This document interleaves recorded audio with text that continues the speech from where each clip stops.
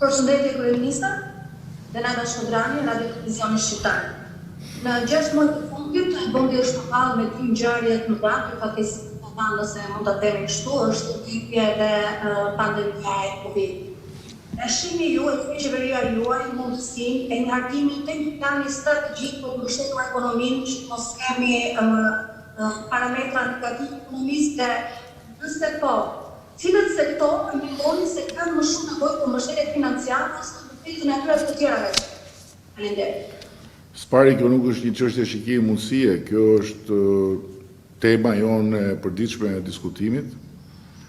Ne jemi shumë të inkurajuar nga fakti që fazën e parë të kësaj lufte me këtë armik të padukshëm e kemi kaluar me sukses. Shqipëria është një histori suksesi në këtë, duan, s'duan ata që e vënë këtë në diskutim, dhe është e çuditshme për mua pse e vënë në diskutim, ndërkohë që të gjithë duhet të jenë të lehtësuar nga ky fakt, sepse në fundit këtu nuk bëhet fjalë për suksesin e një partie, këtu bëhet fjalë për suksesin e një vendi, që është vendi ynë i përbashkët.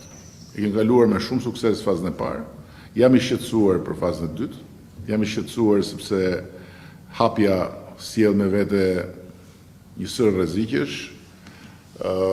Virusi nuk ka ikur, virusi është mes nesh dhe do të jetë me ne për një kohë gjatë, sikundër konstatohet dhe thuhet nga të gjithë botërisht, dhe na duhet shumë kujdes. Na duhet shumë kujdes.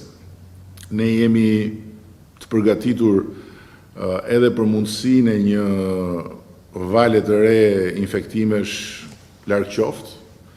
Vazhdojmë punën me strukturat tona të shëndetësisë për ta fuqizuar gjithë mekanizmin mbrojtës në vijën e zjarrit.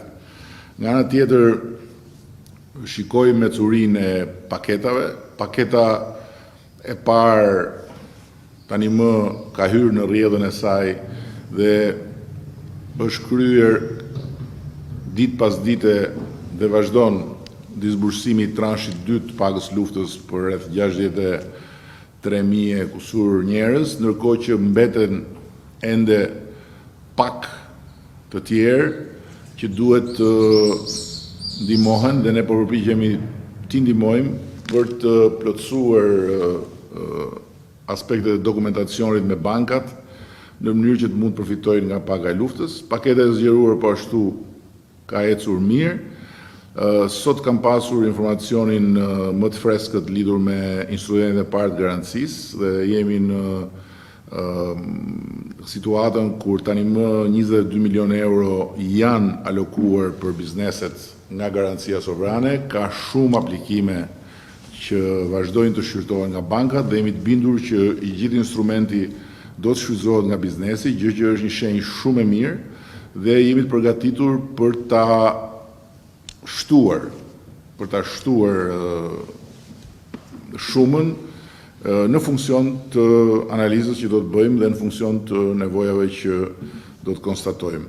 Instrumenti i dytë sapo është vënë në lëvizje, do të ndihmojë në mënyrë të posaçme të gjithë biznesin prodhues, do të ndihmojë turizmin, do të ndihmojë fasoneritë dhe besojmë shumë që dhe ky instrument do të jetë një sukses, siç po duket qartë që do të jetë dhe instrumenti i parë. Sigurisht që thënë gjitha këto, ne jemi të vetëdijshëm që duhet një shtysë fort për ekonominë dhe për këtë arsye jemi duke punuar ditë-natë për një plan të përgjithshëm të rimëkëmbjes që faktikisht bazën e ka në atë që ishte plani së bashku me rindërtimin, por tani më kërkon një rishikim të plot sepse kushtet kanë ndryshuar në mënyrë dramatike si rezultat i Covidit. Kështu që shumë shpejt ne do të kemi master planin e rimëkëmbjes dhe jemi të bindur që do ta kalojmë me shumë sukses dhe shumë më shpejt se sa që mund të parashikohet e parë në distancë të gjithë situatën rëndëse të krijuar nga Covidi. Dhe jam i bindur që në 2021 do fillojmë të shohim rezultate konkrete në këtë drejtim, ndërkohë që kemi shumë besim që brenda disa muajsh do të rikuperojmë pjesën dërmuese të gjithë humbjeve që kemi pasur në punësim.